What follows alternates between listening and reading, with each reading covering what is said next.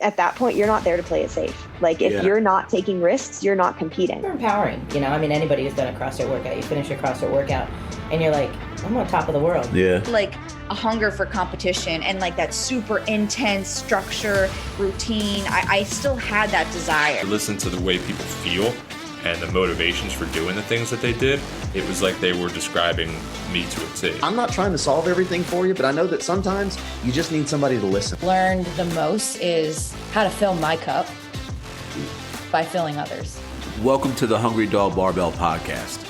Join me as I talk with passionate people about their life's failures and successes, and most importantly, what keeps them hungry for more.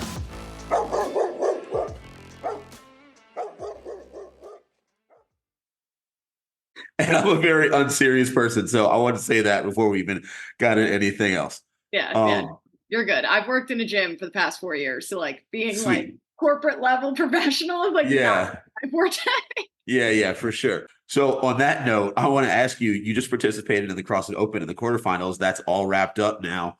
Tell me, what was your favorite workout from all of that, the whole online competition season?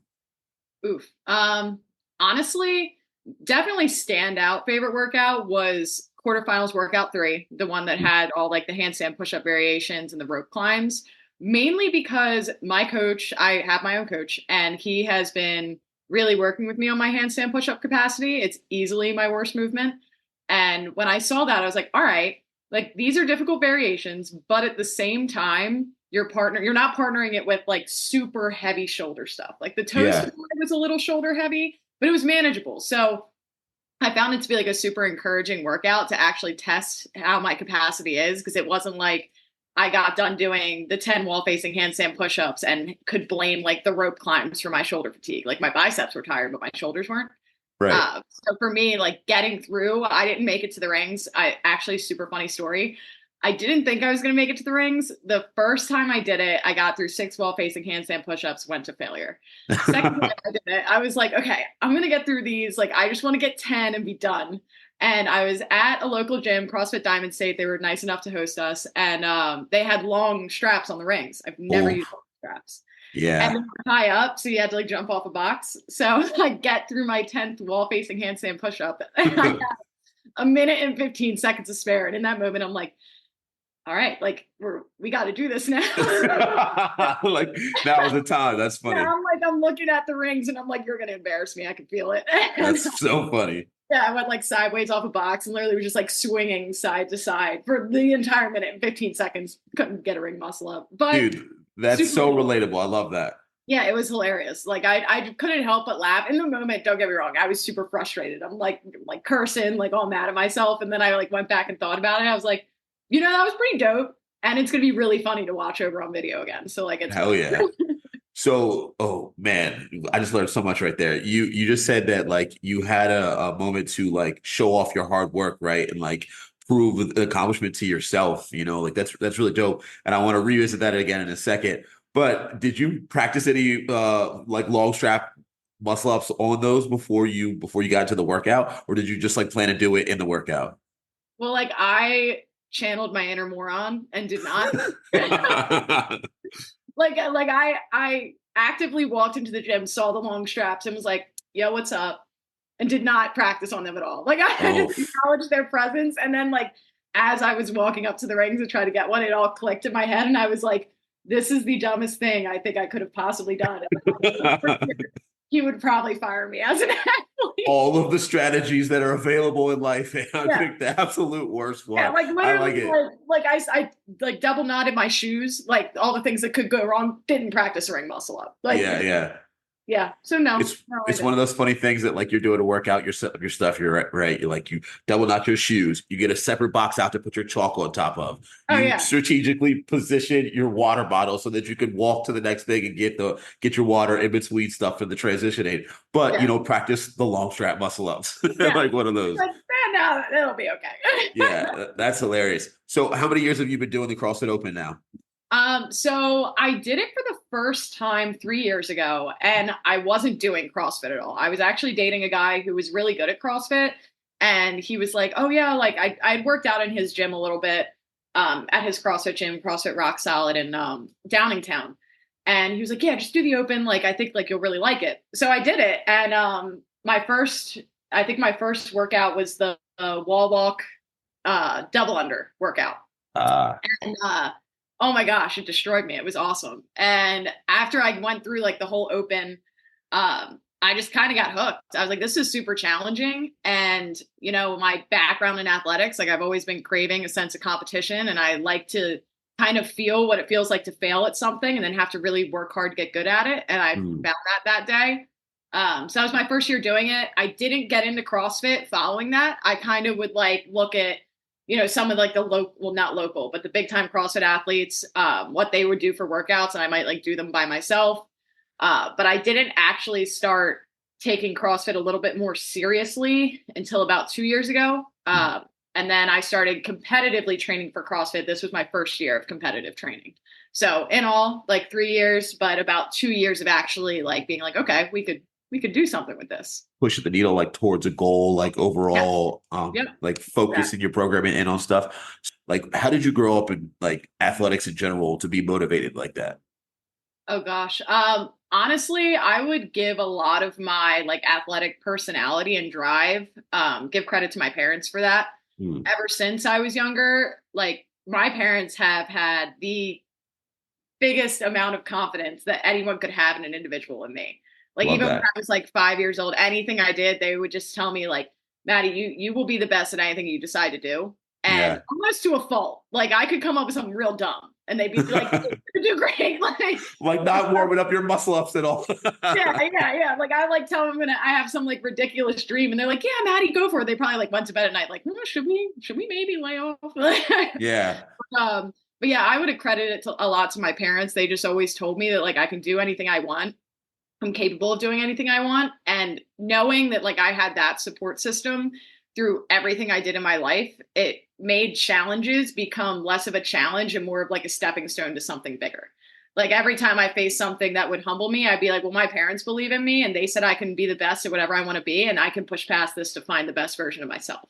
So That's I would awesome. say that, yes, like there is part of me that just loves like sport and competitiveness, but the way my parents raised me and the amount of confidence they gave me in myself and their support has really driven me to just look at like my potential as being exponential. So I would say it has a lot to do with my parents, my upbringing. That's awesome. I'm sure that influenced you a lot to all the things that you're trying to do now, like to kind of be that in a macro version for a bunch of other people, like your clients, people that are just in your inner circle and all that. So it's all coming together. So what kind of sports did you play growing up? Like what was your go-to? Well, I of course played t-ball, so I'm kidding. Hey. But no, my first like competitive sport was travel soccer. I did play basketball for a little bit. I was really good at defense, but my dad will tell you I was like the worst shot ever, like terrible. So that was short-lived. But then I pivoted to travel soccer. I did cross country for a little bit, but it started to kind of deter from soccer. And I was getting to the point like my freshman year of high school where we thought I could probably play collegiate level. And then I was also like super skinny. I weighed like, I want to say 118 pounds in high school. So I had gotten a couple people illegally reach out to me to recruit me that were D3 schools. So they don't abide by the rules. Yeah. And, you know, when I went and talked to them, the biggest thing they told me was like my physicality needed to improve. I was like, all right, like, I know I'll outwork anybody that you put me on the field with. Like, I might not have the talent. I was never a super talented soccer player, honestly. I was just super athletic, was good at passing. And, you know, I would work harder than the person I was going up against. And that was my advantage. Yeah. So around sophomore year of high school, I started strength training at a local gym in Delaware called Train Hard, Win Big. Highly recommend for sports. So damn, all those conversations were happening freshman and sophomore year, not even junior year. Okay. Yeah, it was, well, I had told my parents, I was like, I'm going D1. Like, yeah. If I don't go D1 like that, I'm not going to college. Cause for me, it wasn't worth it. Like that's what I wanted to do. Damn. Hadn't really decided on a major or anything at that point. And then I just started strength training 3 times a week. I had a great coach and I started getting recruited by Division I schools my junior year. Had about 5 offers and ended up settling on Long Island University, honestly, just because it was completely out of my comfort zone. I was looking at a ton of Southern schools like College of Charleston, Florida Gulf Coast, and they weren't giving me a ton of money. And for me, the money was a huge factor because I didn't want to come out of school with a ton of debt. Like I knew I didn't want to be a doctor. I didn't want to be a lawyer, like jobs where I would come out and make a good bit of money to help pay off that debt. So I was like, I need a hefty scholarship to make this worth it for me. And Long Island University did provide that. And I went up and visited New York City. Like my parents never would have thought I would go to New York City. See you later. Yeah. My campus was in Brooklyn and I literally fell in love with it. And I committed 2 days later. And I had like coaches calling me being like, really? Like it was like a lower level D1 school. Like they're like, wow. I'm like, well, I'm not going to go pro. I know that. Like I also don't want to go pro. I want to play all 4 years. I want to get playing time. I want to enjoy the process. And I want to get my school paid for. So it made the most sense. And it's close enough. My parents have supported me my whole lives. What am I going to make them take a plane to come see me play? 2-hour drive. So it worked out. And that's where I ended up. That's sick, dude. Like, so before we keep going with that whole journey, what did 13 to 16-year-old, that's around the age where Maddie think and feel when the coach initially told you that like your physicality wasn't enough? Oh, I knew it. Like you felt that? Oh yeah. Like, and then who flipped the switch? Who was like, I'm gonna go strength train? Like, how was that the response? Honestly, I think it was my best friend Megan at the time. Her older sister Maddie was one of the best soccer players in the state of Delaware, and she's like, I want to say she was 6 foot. She might be 5'11". She might kill me for saying that on this podcast. But she was just a monster, like in turn, not just her height alone, like she was just like a physically very fit chick. Yeah. And I remember they made me mark her my freshman year of high school on varsity. And I was like shivers down my spine. And it wasn't because she was better at me than soccer. It was because she was physically, more intimidating than me. And I wanted to have that impact on other people. Mm-hmm. So that's what kind of made me decide, like, this is worth it. Like it might not directly make me a better soccer player in terms of skill, but the intimidation factor, like I need that. So that's what made me decide to do it. Damn, dude, it's supposed to be my rest day. You got me fired up right now. I'm trying to go train after this. To run through walls, Right. Like I'm up right now. So tell me about the beginning of starting to lift weights and become that and become that more physical person. Yeah. Oh my gosh. It's hilarious to look back at, but it's so cool. I remember my first day I went in for like an assessment with this guy. His name's Barry. Awesome guy. Coached a ton of D1 athletes. And I come in and he's like, you ever lifted weights before? I'm like, like clearly not, my guy. So then he's like, all right, we're gonna do some planks. You ever done a plank? I'm like, yeah, I've done a plank. So he gets me to like hold a high plank and like I'm obviously fine. He has me do it for 60 seconds. And then he puts me on a Bosu ball. On the flat side. He holds it and then just starts like moving my body around. He's like, you gotta stay tighter. And he's like telling me all this stuff to do. He's like really getting in my head. I'm like, all right, like this is hard. This is awesome. And then like he graduated me on that day. Like he had me doing some goblet squats, and just some really basic things, like basic easy movement patterns. Little GPP. Yeah, nothing crazy heavy. And I went home and I woke up the next morning. I remember going upstairs to my dad and being like, I'm in so much pain. Like, am I hurt? Like, this pain. And my dad was just like, no, like this is you testing yourself and getting stronger. And, like there's this one quote by Alex Hormozy. I don't know if you watch his stuff. I've been watching a ton of it because I just started a business. And he talks about how people always say they like want to do the hard thing. And like when you're in the hard thing, what you have to tell yourself is like, all right, I expected this to be hard. This is the hard thing. And this is what hard feels like. Like when you sit there and you're like, man, like I feel like this, I feel like that, and you're complaining about everything. It's like, well, you wanted to do the hard thing and this is what it feels like. So are you going to continue to do it or not? Right. And that feeling of like doing the hard thing and being in it, like just, it fired me up. I was like, this is awesome. Like I want to feel like this all the time. I want to test myself and push myself. And, over the course, I got to the point I want to say I gained like 8 pounds from, like my sophomore year until I graduated and went to college. And I want to say my 1 rep max power clean going into freshman year of college was like 145 at like 123 pounds. Hell yeah. He just made me like a very powerful athlete. I wasn't strong per se, but like explosiveness and just like overall functionality and athletics, like I was a new person. It was awesome. So when does it, I don't know if it switches, but when does the side of you that wants to train others and get into that take over more? What were you initially pursuing as your major when you went into college? So I actually was pursuing the accelerated physical therapy program. I absolutely fell in love with anatomy and physiology in high school. I had an awesome teacher, and he just made me fall in love with the human body. And at the time, I was thinking like physical therapy, like I'm going to get to help people. It's going to be a really positive environment. And then over time, I found that like it wasn't always like that. Like You found obviously, the clinical side of it. yes. And honestly, it's just I wanted to have an immediate impact to prevent them having to go to physical therapy. Like that's what I found my true passion lied in.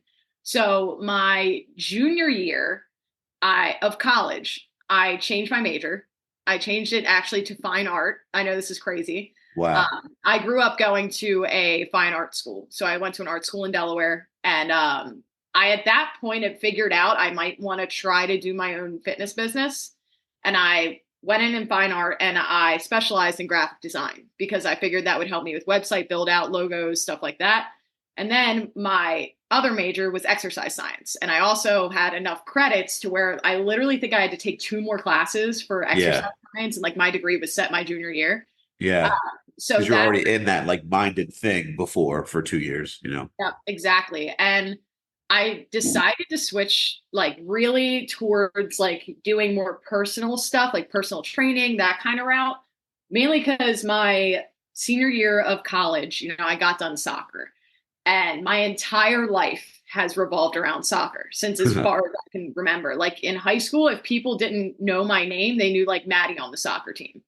That was my identity. And when I stopped playing in college, about 2 weeks after the season was over, I like got seriously depressed. Like, and it was now I know it was an identity crisis. I just didn't know what my purpose was. I was like, what am I doing? Like, I didn't get out of bed for like 2 weeks. It was terrible. I ended up coming home for Thanksgiving break because soccer season in college for the girls is in the fall. And I actually dropped into Black Ops Fitness, which is where I've coached for the past 4 years. And I had a similar a relationship with someone there. I did a class, and I was like, this is awesome. Like this made me feel like an athlete again. Like this gave me that purpose. Yeah. And that's what I realized, that like athletics and fitness is not just about getting in good shape. It's not just about how your body looks. It's about like finding your own purpose, finding your own self. Like it can help people get out of the nastiest of situations just by moving your body for your health. And once that happened, my entire mindset changed. I came back to school, had a very crazy thing happen. I was, about to sign my letter to the doctors at NYU saying that like I'm no longer playing sports. I had a really bad ankle injury. I tore all my ligaments in my right ankle. Oh. So it was me signing off saying like, I'm done playing sports here. Any injuries after this, they're not responsible for. And the lacrosse coach walked into the athletic training room, and she looks at me and she was like, "You're Maddie, right?" And I'm like, "Yeah." And she was like, "Do you have any interest in playing lacrosse?" And I was like, "Wait, what?" And I'm like in there with the doctor and the athletic and I'm like, sure. Like, why not? And like, I've never played lacrosse in my life. And just like that, I was on a Division I lacrosse roster. And that whole process, like I met like a whole new team of girls. Like the soccer and lacrosse team kind of butt heads. So I was kind of a leader for going and playing lacrosse. But in that process, it just like showed me more and more like how like fitness, sport, and getting better like goes beyond just playing soccer. Like the group of girls I met, the relationships I made, like I learned about like why they play the sport they play. And I found that I wasn't the only one that was like struggling about thinking about like after college, what they were going to do. And I made a lot of friends literally just through like taking them through workouts, like when we had days off. And hell yeah, that's what lit the fire in me to be like, all right, like, everyone needs fitness and health outside of like, even like what sport they play. Yeah. Like, it has such a bigger role. And that's kind of how that happened. I love that. Just like naturally developing, What is this just popping up? Naturally developing into, let's click that, into like a new identity. So many people I've talked to have felt that exact same thing. Like when you play your last game, you're like, damn, is this over for good? Like, and it's like you're losing a community, and you never want that to happen. So one thing I just heard right there is like, sounds like you have always been a person that like cultivates and really develops community, Yeah. like you're the forefront of it. So tell me, how did you feel when you first heard about CrossFit and saw kind of the programming, like from the game side to what you see in affiliates and all that, as someone with the background in like strength conditioning and that side of exercising? Yeah. So, in all honesty, when I first learned about CrossFit, like I said, I have my CSCS, worked in the NCAA for a little while as a strength coach. And I literally thought CrossFit was like Satan. Like I was like, I don't know what they're doing. Like this volume's too high. These people are going to get hurt. This is stupid. I don't know why they're doing it. And then just after a while, I like started to see so many people I knew doing CrossFit, and they looked the way I wanted to look, and they just seemed so like in love with fitness. And I was just like, maybe I'll try it. Like I'll give it a try. And during that time, because CrossFit wasn't always as heavy with like accessory work, at least in my opinion, like they definitely have like moved the needle a lot closer to like actual sports performance training, which I think is really awesome. And I started doing it and I was like, you know what? Like, this is fun. And like, you're not going to get hurt. Like you could get hurt going into a Planet Fitness and using a Smith machine if you use it wrong. Like you could get hurt doing anything. And that's kind of what I found. I'm like, yeah, like I could get hurt doing this. I could also get hurt bringing in my groceries. So it just kind of like changed my opinion. I'm like, no, like this is a sport. Like this is cool stuff. And the people that are behind the sport are intelligent. They have knowledge of the body. And like, why shouldn't anyone want to try it? Like, why do they get so much hate? And then after that, I just kind of fell in love with it. And now, I train CrossFit athletes, but I also train everyday people that don't want to do CrossFit at all. And I'm like, hey, that's okay. Like everybody has their own, but I'm definitely, I would say like a CrossFit convert. Like I was totally against it, like at all means. I love doing Olympic lifts. And I remember I was working at Edge Fitness, and Gia O'Keefe, who is the owner of CrossFit Diamond State, she came up to me. I was doing like overhead squats, and she's like, do you do CrossFit? And I was like, no. She's like, I see you in here every day, and I think you would really like CrossFit. And she's That's actually funny. the reason I went and got my CrossFit level 1 and fell in love with it.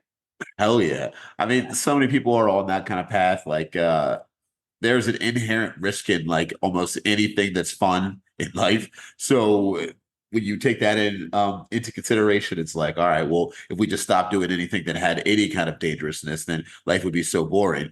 Right. But in a CrossFit class, you're supposed to be under the watchful eye of experts and professional coaching. And I think that CrossFit has at least tried to make that the most accessible. One of their biggest things is, unlike so many other brands, they've made a like thriving education platform, with the CrossFit level 1, level 2, and then the higher education levels of the 3 and 4.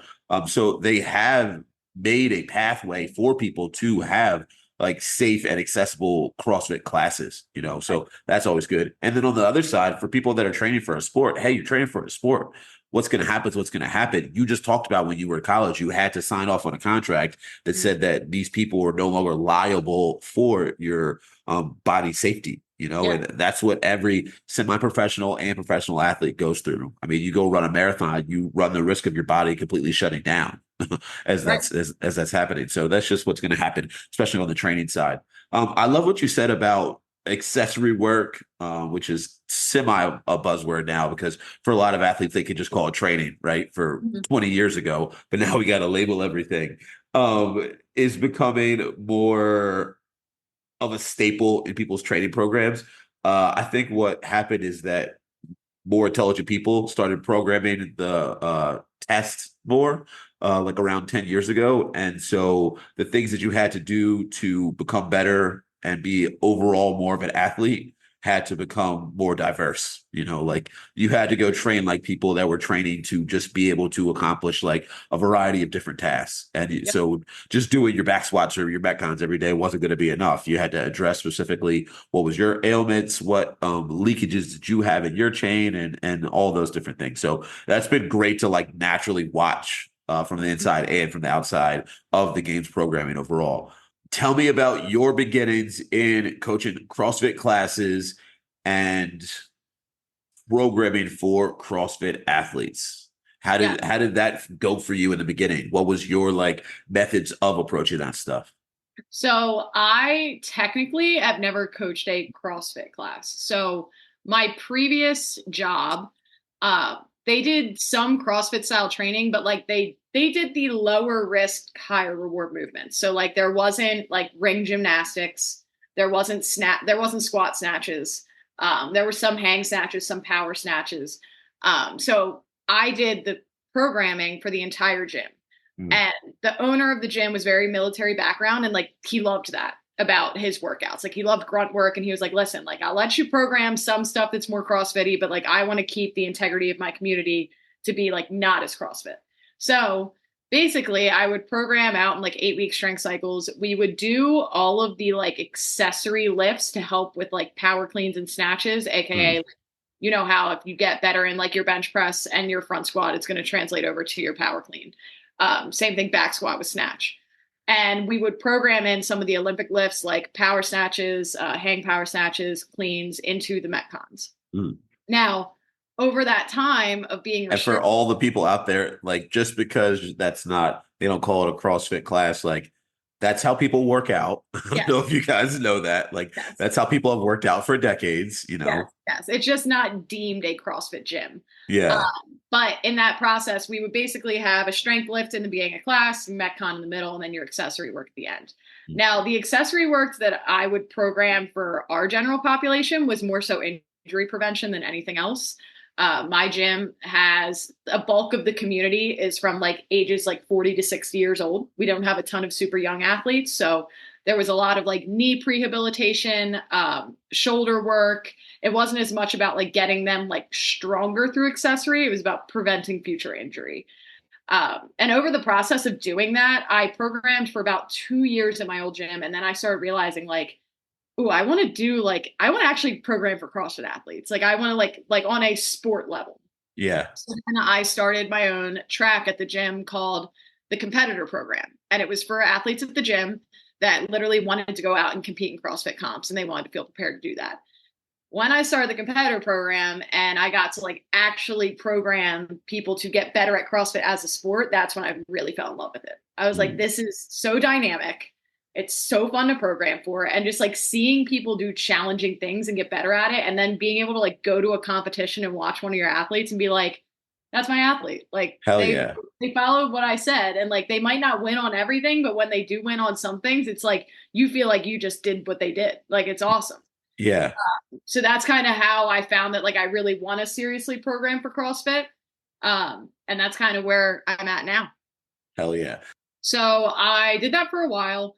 I just started to feel, so part of the competitor track that I was doing, my agreement with my boss at the time was that it wasn't going to compete with regular class programming. So I could only really program them for Friday and Saturday.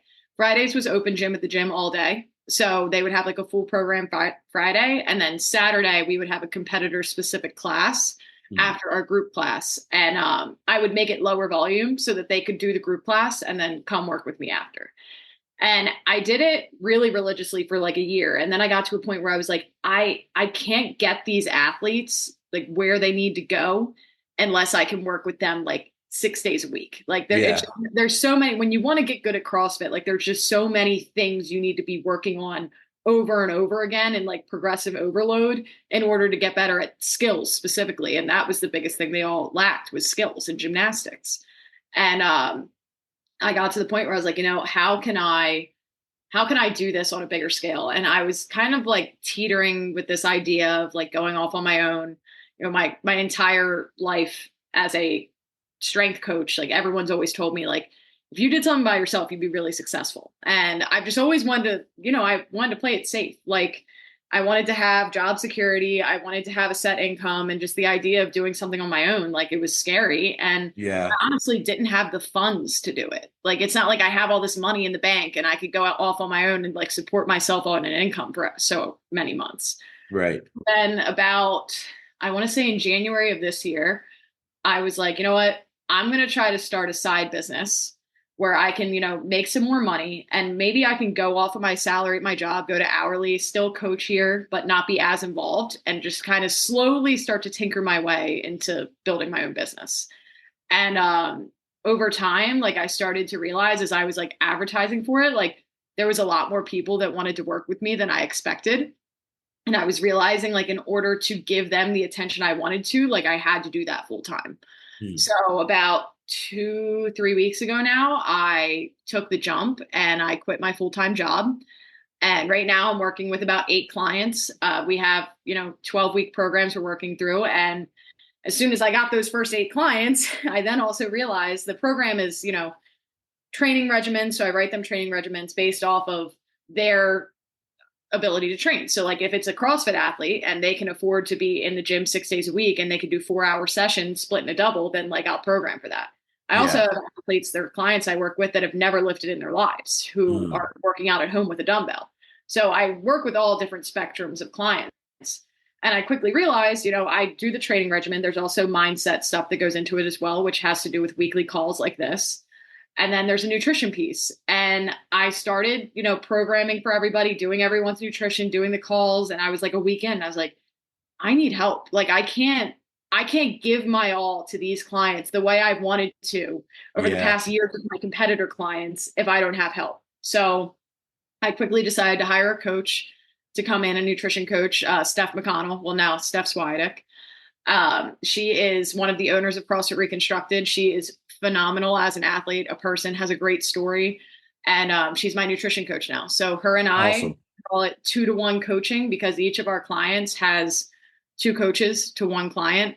So we do bi-weekly calls. So I meet with them on Mondays and Tuesdays for about 45 minutes just to talk through the workouts, talk through like mindset stuff. Like, we're trying to ignite in these people that are like new to fitness that like, like fitness doesn't always have to be like really hard and like, you're doing things that like make you want to work harder. It's about like them knowing why they're doing the things they're doing and like them understanding programming and understanding why I'm having them do certain movements and how it's going to help them play with their kids. Like that's kind of one aspect of it. And then, when I'm talking to my CrossFit athletes, it's like, all right, like we're going to sign up for an indie comp. What comp are we going to do? How are we going to prepare for it? What's our timeline like? And what are our limiters? So one of my athletes obviously went through quarterfinals and I coached her through every single workout, was right next to her. And we learned a lot about like her limiting factors. And she's got a big comp coming up in June, her first RX comp at Battle by the Bay. So we're training hard for that. And I'm excited to see where that goes.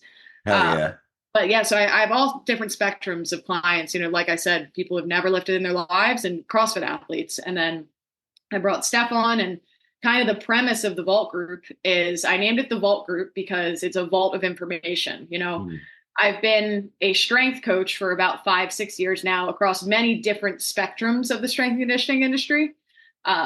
And I've learned a ton over that. And I don't want my program to be like me giving my clients like secrets. Like it's really about like them having access to my vault of information. And like, I want them to learn. Like a big part of how I program for my clients is like, I write a ton of notes on their workouts. Like, this is why you're doing this. This is the stimulus I want you to feel. This is the intent of the movement. Like, these are the muscles being worked, because I want them to come out of this 12-week program being like, man, like, I really want to work on like getting my quads stronger. And I know exactly how to do that because Maddie showed me. Right. So it's really like a part like trainer client, but also like teacher student. Like, I want them to like graduate the program with all of this knowledge that I can possibly give to them so that they never have to work with someone ever again. Like they can handle themselves. Now with my CrossFit athletes, it's a little different because obviously like I want to coach them until they get to the level they want to go to. But overall, like the program is very education based. And that's what I think is special about it. Like, it's not about, you know, most trainers, they try to like keep their clients as long as they possibly can because it's income. And I'm like, yeah, I want that income, but I don't. Like, I want you to spend 3 months with me and then go out in the world and be like, hey, I'm super independent of a trainer right now. Like, I feel safe when I'm doing movements. Like, I know how to scale things. I know how to get better. And like, if you want to go work with her too, go work with her. So it's more so just like a short term, like educate people, get them to where they want to be, get them their results, and then like hope they send more people my way. Yeah. So that's kind of the premise. And then the people that I hire with the Vault Group, they've got to have like a special story. You know, I don't want to just hire any coach that, you know, posts on Instagram and like they might look nice and have the body and, they post the workouts they're doing, but like, I just like knowing people's story. And I know that I have a story. Everybody has a story. And in today's world, it's very easy to, see how someone looks and just like make assumptions. And one of the things I pride myself in is I like to be very vulnerable on my social media and to my clients. And like, I want people like that by my side. Like, I want to be able to get on a Zoom call with a client as a prospect call and them feel like they've known me their whole lives. And that's the people that I bring in under me to work for the Vault Group. Steph has a fantastic story. She went through like hell to get to where she is now, honestly. And not my story to tell, but that's a huge reason why I have her working with me, because the woman that she is and the hard work and dedication that came from her, like pulling herself out of such a low point to be at such a high in like the CrossFit Masters division is just inspiring. And I want to inspire people. Like, I don't want people coming to work with me just because they want to look good. Like, I want them coming to work with me because they want to change their life. Like, they want their mindset changed. They want to walk away from this feeling like the best version of themselves. And that's kind of why I decided to start the Vault Group and why I'm doing everything I'm doing now and taking this big risk, because I think that, I might not, benefit a ton financially, but I think the amount of people I'm going to help by not limiting myself to four walls of a gym is just going to be, exponential. Like it's infinite. I don't think I'll ever stop. And that's what I think I've been missing in terms of fulfillment, is just being able to reach people that aren't walking in a door. So that's kind of why I decided to do it. I love it. I laugh when you said you're not just selling secrets, because one thing I hate is the hack industry. I'm selling the hacks to be able to do this. It's like, bro, let me tell you something. The ways that you're going to get stronger and faster have not changed in the past 150 years. The things that worked then will work now. Yep. And there is a ton of different methods to approach that, but they're all kind of doing the same thing. So with the hack industry, and that's going to apply to if you're trying to strength train to become a competitive athlete, or if you're just trying to get healthy, if you're on the sick side trying to get healthy, those methods, there's a ton out there. There's a bunch of information. Like, stop trying to gatekeep it. That's what people are doing when they're selling hacks, to cheat it. So I love the informational side and educational side of the Vault Group and trying to empower people to go just live amazing lives. It sounds like that's what the root of it all is. Yeah, 100%. And honestly, that's the biggest reason I decided to make it a 12-week program, is because I think our society has glorified instant gratification. I mean, everything our society revolves around is like getting things quickly.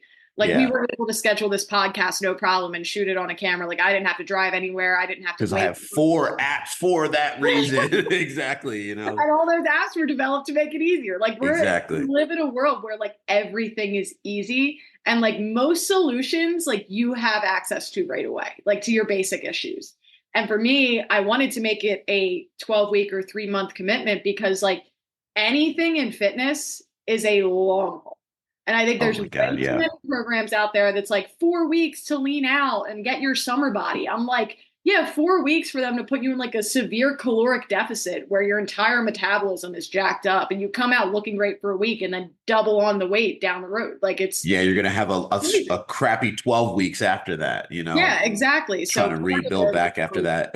One thing I've really learned as I've gotten older, like, dude, 4 weeks go by so fast. A month is like that. And you could either feel so accomplished at the end of that month or be like, dude, I didn't get any of the stuff done that I want to this month. Listen, like, you sign up for these 12 weeks and my entire life is going to revolve around you for that time. So you decide how you want to use me. Do you want to use me to get the most out of it and make the biggest possible gains in that period of time? Like, sure. Or like, do you really want to spend money for 3 months and I'm full access to you and you don't use it at all? Like, we all have the same 24 hours in a day. How are you going to use yours? Yeah. And that's part of when I get clients. Well, when clients inquire, I don't just let anyone join the program. Like, I have discovery calls with them and I really go over like, hey, this is what this is. Like, this is a huge opportunity for you, but like, you got to be ready to go. Cause like, I'm going to give you all I got. Like, I'm answering your messages 24/7. Like, you've got me. I'm basically like your like guardian that's always over your shoulder, even though I'm not there. And that's what I just love. Like, I love being there to support people. I know what it feels like to be super alone, and I never want anyone to feel that way, even if they know nothing about me. Like, I just want people to feel like I'm in their corner for 12 weeks and even beyond that, if it so happens that way. And that's why I love what I'm doing now. Like, it's crazy. I've only been doing this business since, I guess, I started taking clients last month, and I'm just like, this is the most fulfilled I've ever felt doing anything relating to athletics or fitness at all. And it has nothing to do with my progress, which is really cool. That's awesome. So you were talking about, you have kind of a three-headed monster for your business, right? The Vault Group. On one side, you're working with like maybe small group here, people on a transformative journey, whether it be physically, emotionally, and spiritually, and then also the like nutrition side, like you're gonna have different coaches, gonna be able to work with them. Competitive athlete side. Another side that we've been talking about is like, I guess we could call it larger group, affiliate, not even CrossFit gym, like regular gym programming that you're going to do on a macro scale of that. And we heard already, you have a bunch of years of experience with that, right? You have programmed for strength and conditioning, have programmed for a full gym. What can people expect from that? We talked about it a little bit last night with, hey, it might look a little bit different than what you're regularly used to. Accessory work first, Metcon strength. What can people expect with that? If anyone's out there listening, maybe opening a gym and they don't know how to program, or if they want a little bit of help with it, what do you offer with that? Yeah. So when you're programming, obviously for a larger population, you can't be as specific with how you want things done. So the way I look at it is every day is going to start with your strength lift, your major lift. So like your back squats, your bench, whatever you choose. I do accessory work after strength. And I choose to do that because it is just important, if not more important than what happens in the Metcon. I think a lot of people put so much emphasis on like, oh, I had the hardest Metcon today, blah, blah, blah. Like all they care about is like doing the tough thing. And then they complain because, they've gone like a whole year and they could still only do 2-bar muscle ups and they don't understand why. And I think a lot of people, there's all this like glorification behind skills progressions right now, like talking about different bar muscle up progressions, like using like bands and PVC pipes. And it's like, it goes back to the foundation of CrossFit, which is like, if you can't do it strict, you really can introduce kipping. And you get to the point where you can do things strict by working on the muscle groups that are responsible. Yeah, the answers always get stronger. That's always the answer. Exactly. So I like to do my major lift, which is, a strength piece, the accessory work, which is strength as well, more focused on like hypertrophy, isolating small muscle groups. A lot of what I'm going to program for my large group is going to be like grip and pulling strength because everybody knows like CrossFit is extremely grip dominant and extremely pulling dominant. Like, how many times did we hinge in the open? Like, right. Yeah, it's as a person that programs for like competitions, it's like sometimes I'm like testing myself to add a pushing element into it, like how can I add it to make it at least 33% pushing, Right. It's difficult. It obviously is. And in the grand scheme of things, when you look at competitions, when you look at the games, it's like, if you're not a strong pulling athlete, you're not going to be at the top rung. For sure. So a lot of my accessory work is around pulling, body weight, like different chin up variations, pull up variations, different types of rows, and then obviously the grip strength as well. So I do accessory work on that. And then I do a lot of functional core accessory work, and that'll kind of alternate day to day. So one day you'll have like pulling grip strength. The next day you might have functional core and some sort of like shoulder, some sort of pressing, that's important as well. But it'll alternate accessory between those two things. Hey, if you're a CrossFitter out there listening, like I have the hack for you right now. You need two things to get to the higher level. You need to be able to pull strong, like either hold on to a pull-up bar for a really long time. And then you also need a thick trunk. That is the two things you need. If you don't have those two things, you are not going to the semifinals. You may be a good quarterfinals athlete, but like that's just what it is. If you look at the podium for the past 10 years, that's the things that they could do. They have that sturdy midline, and then they also have the ability to pull a lot. Yeah, absolutely. And that's kind of where the foundation of what I program for accessory comes from. And then the Metcons, they're not your basic Metcons. So I like to kind of rely on my CSCS a little bit on this and like how I learned strength and conditioning. which is that like it has to be sport specific. There has to be a period of time in like a macro training cycle. So if you're, programming like a 3-month training cycle, it's not always going to be sport specific metcons until you're trying to be at peak performance to perform in an event, something like the CrossFit Open when you're working with a large population. So I program out, I start with like a general strength phase, and then I'll go into like a hypertrophy phase. And that's what my metcons show. So my metcons, I don't name them names, I'm not fun. I know, like I'm not naming them after like movies and stuff. But I let my clientele, my members of my program know like what this metcon is meant to get for the stimulus. So like it might be lower body endurance, it might be pushing endurance, it might be, like overall aerobic capacity.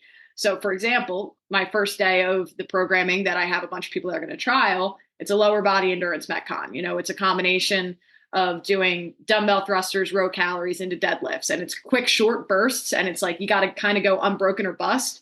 But the stimulus is that we're training that lower body endurance. Now, once you get closer to like the open, you're going to see more open specific exercises. So maybe it's not just training lower body endurance, but it's going to mimic more of a CrossFit style workout.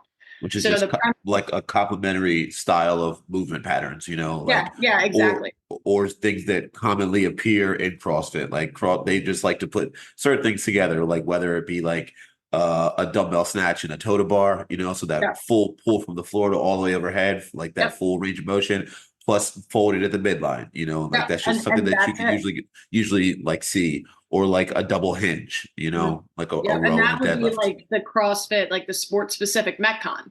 Right. And I don't incorporate them until we're ramping up, because I think that volume is super important. I think that getting an athlete to the peak time at the right time is super important, and not something a ton of programs really take into account. So that's kind of, the thought process behind, the strength, the accessory, and of course, how I program out the metcons. Yeah. For everyone out there listening again, like no strength and conditioning coach would program for their athletes for them to do like 150 wall balls and 150 burpee box flip overs, like unless they were going to do CrossFit. Like that would just be like, oh, did you get bored this day when you wrote my workout? Like put no thought into this whatsoever. It makes sense as a test, but it does not make sense as a training piece for 95% of any kind of other athlete, Yeah, it's like you honestly, like if your coach is testing you every day, like you might want to get a new coach. Like that kind of shows they don't know you well as an athlete. Like if they're just making up stuff to see how you do, it's like they don't know what your limiters are. Now, obviously I'm working with a large group, so like I don't know, I can't sit there and program for a specific limiter, but I know the sport and I know what you can expect from the sport. So that's kind of how I base it. And then you have to put in the intensity that you want for them. Like we're talking about with the notes that you provide for the stimulus and stuff like that. There's so much that goes into the body and performance. Like it's not just like the workouts that you do. And honestly, it's not just the way you eat. Like it's starting to become a big thing to focus on recovery, but like recovery is so important, not just for your 100%. Muscle, central nervous system. Like CrossFit is a very explosive, like dynamic sport. And like, it fries your central nervous system. That's why after competitions, like sometimes I can't even think straight. Like my body's tired, but I'm like, I can't process like normal thoughts. I like can't speak the English language. So I'm kidding, that doesn't happen, but like kind of, it's like it shocks the system, Yeah, totally hear that. So Matt, now that you've broke it all down to me, like, tell me, what are you hungry for next? What's really driving you right now? Honestly, I just want to cultivate a group, like a community of athletes in the tri-state area that like almost train together virtually. I think that'd be so dope. I think especially, in Delaware, there's a lot of really good athletes, but they never meet each other. They never compare themselves to each other until the open. And I think something really cool that Dallin Pepper actually did this year was he got like other elite athletes to do the quarterfinals workouts like in the same room.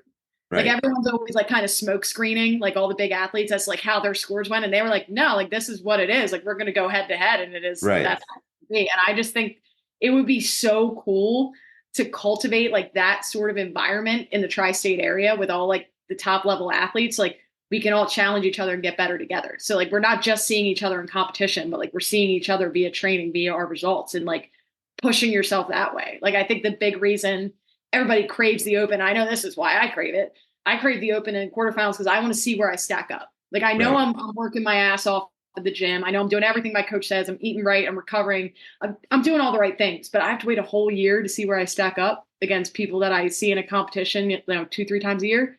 So I think it'd be really, really cool, specifically with the large group, to cultivate like some of the best athletes all following the same programming, just like getting fueled by looking at the leaderboard every day. I think that'd be awesome. So that's kind of where I'm going with that. And my big dream, like far reaching dream with the vault group, is I want to get to the point where, I got a lot of clients, I'm successful, and I kind of have time to devote to a bigger cause. I would really like to start a nonprofit to partner with the NCAA to give athletes that are ending their collegiate journey internships at some sort of fitness institution, whether it's like a Pilates studio, a yoga studio, a CrossFit gym, like whatever they're into. Because I think that a huge reason why I'm where I am today is because I walked into a CrossFit style gym, but I don't think that happens to everybody. I think a lot of collegiate athletes get lost. And it's true. I mean, you'll see college athletes and like some of them, they get out of school and they look the same. They even get more fit. And the other half, it's like it goes downhill quickly.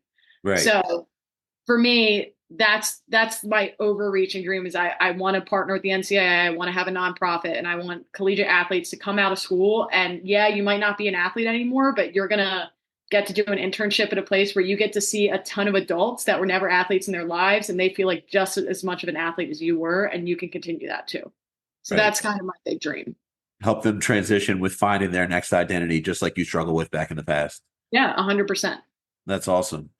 Well, man, this has been a great conversation. Like I said, like I'm fired up now. Like I actually I'm going to do some of my accessory work from tomorrow today. Now that'll help me not go like super overboard there. But like I got to go do something now. I got like 45 minutes by the time I get to the gym in between that and my next client. So I'm going to hit up some accessory work.